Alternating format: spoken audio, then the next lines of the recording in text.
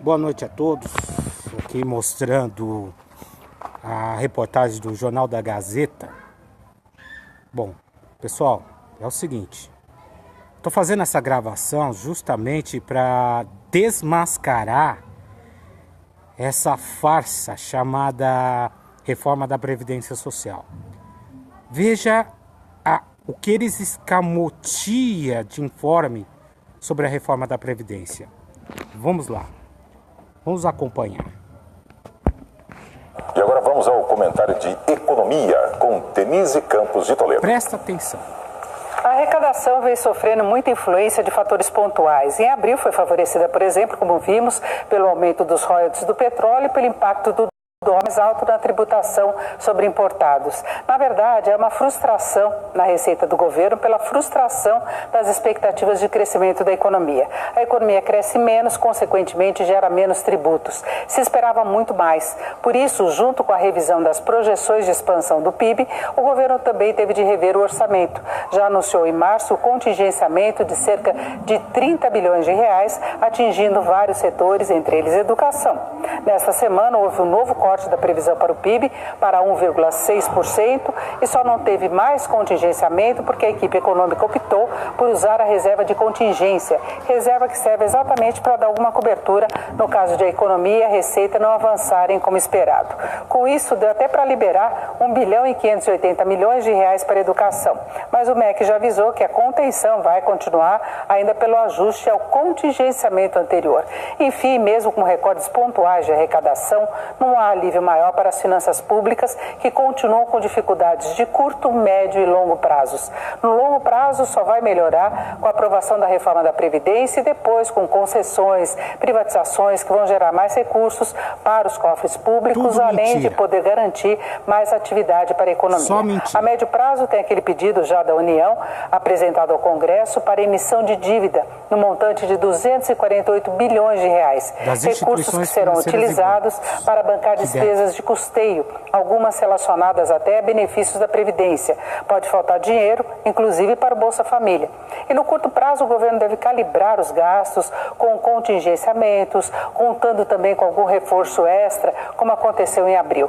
Isso até para não estourar a meta do ano, que é de um rombo de 139 bilhões de reais. Enfim, enquanto não for aprovada a reforma e a economia não acelerar o crescimento, não dá para ter alívio mesmo nas finanças. E o governo, com cobertor curto, não pode sequer tomar medidas como reforçar programas sociais que sempre ajudam a dar algum impulso à atividade.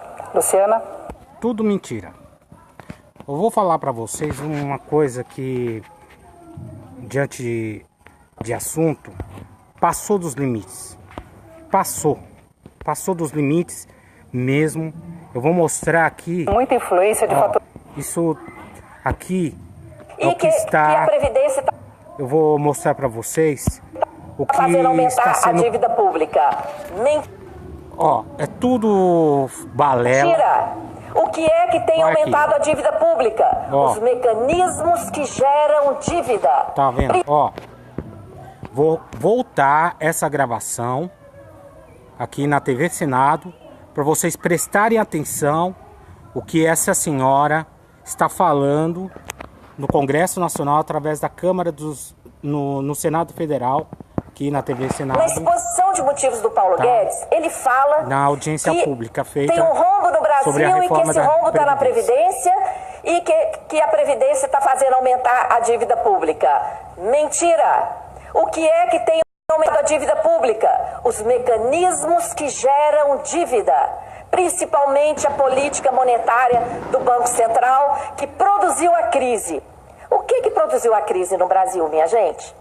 Nós não tivemos aqui a quebra de bancos, que foi o que provocou a crise nos Estados Unidos. Todo mundo lembra do Lehman Brothers e dos outros bancos que iam quebrar, mas o Fed injetou 16 trilhões de dólares, mais de um PIB, nos bancos e não deixou que eles quebrassem. Isso não aconteceu aqui no Brasil. Aqui os bancos lucram mais do que qualquer lugar do planeta. Nós não tivemos adoecimento da população, nem peste que impedisse nosso povo de trabalhar. Não tivemos quebra de safra, pelo contrário, temos batido recordes de safra. Não tivemos guerra. Que crise que aconteceu aqui no Brasil? Que derrubou o PIB em mais de 7% em apenas 2 anos. levou inúmeras empresas a quebrar e provocou desemprego recorde. O que explica o cenário de crise se nós temos 4 trilhões de reais líquidos em caixa? Temos 1,270 trilhões no Caixa Único do Tesouro. Dinheiro de arrecadação que não pode ser gasto por causa da infame PEC do teto e de dinheiro de título emitido além do necessário para formar colchão de liquidez. Senador, como se uma pessoa fosse ao banco, pegasse empréstimo, pagasse juros lá no banco e colocasse o dinheiro no colchão para dar segurança. Colchão de liquidez, 1,270 trilhões no Caixa Único do Tesouro. 1,130 trilhões no caixa do Banco Central, remunerando a sobra de caixa dos bancos. E 1,5 trilhão em reservas internacionais. 4 trilhões. E além disso, somos a 9ª economia do mundo. Ricos em todos os sentidos. Temos aqui nióbio, petróleo, água, terra, todos os minerais.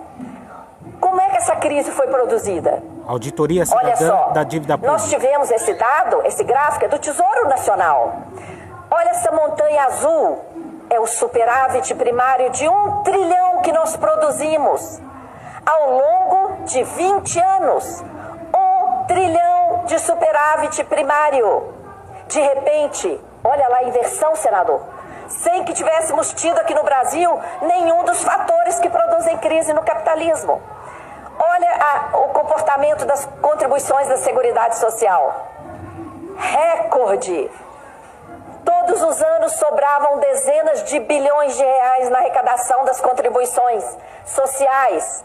O sistema de seguridade social brasileiro é altamente sustentável. Foi sustentável desde a Constituição Federal até 2015, inclusive sobraram dezenas de bilhões de reais. E esse dinheiro não foi poupado para eventuais períodos de crise. Foi desviado por meio da DRU, principalmente, para pagamento de juros e para cumprir a meta de superávit primário. De repente, as contribuições não deram conta e o governo teve que completar. Mas nem aí há que se falar em déficit. Quem fala em déficit, senador, nunca leu o artigo 195 da Constituição. Artigo 195 da Constituição. Eu quero lembrar a todos que está acompanhando essa reportagem e essa entrevista dada pela senhora Maria Lúcia Fatorelli, que confronta a comentarista de economia Denise Campos de Toledo da TV Gazeta, do Jornal da Gazeta. Quem está mentindo aí? Alguém está mentindo. E quem está mentindo está na imprensa. Porque a imprensa não divulga esses dados. Não divulga. E outra, eu vou processar essa jornalista. Vou processar por propaganda enganosa. Porque já me basta. Porque é o meu direito adquirido que está sendo retirado por improbitários, por sonegadores, inclusive me forçando a ter dívidas nas instituições financeiras e bancos, na qual eu tenho consignados no INSS.